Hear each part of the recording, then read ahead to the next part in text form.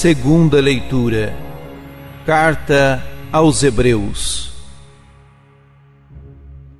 Irmãos, temos um sumo sacerdote eminente que entrou no céu, Jesus, o Filho de Deus.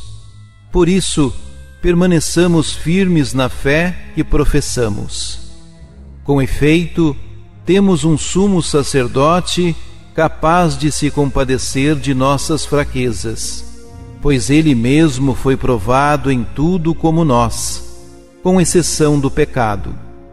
Aproximemo-nos então com toda a confiança do trono da graça, para conseguirmos misericórdia e alcançarmos a graça de um auxílio no momento oportuno.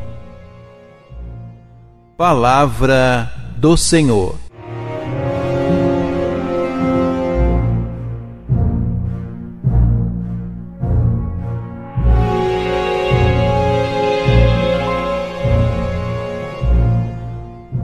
A segunda leitura continua a ser tirada da carta aos Hebreus.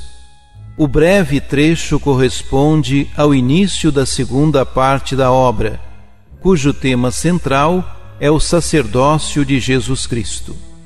Saliente-se que a carta aos Hebreus é o único livro do Novo Testamento que apresenta explicitamente Jesus como sumo sacerdote, e a passagem lida neste domingo pode ser considerada uma síntese de toda a obra. O texto começa com uma afirmação, seguida de uma exortação. Jesus, o Filho de Deus, é o sumo sacerdote que entrou no céu. Ora, no culto da antiga aliança, o espaço máximo onde o sacerdote podia entrar era o Santo dos Santos, considerado a morada de Deus na terra, e por isso o espaço mais sagrado do templo. Entrava-se nele apenas uma vez por ano. Está clara, portanto, a perfeição da mediação do sacerdócio de Jesus, pois ele está definitivamente no mundo de Deus, e não apenas ocasionalmente.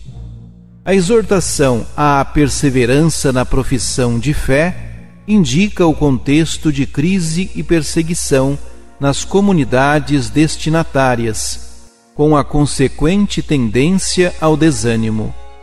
A pertença de Jesus ao mundo de Deus, no entanto, não significa desconhecimento nem distância dos problemas que afligem a humanidade, pois, tendo assumido a condição humana em plenitude, ele passou pelo sofrimento e pela morte.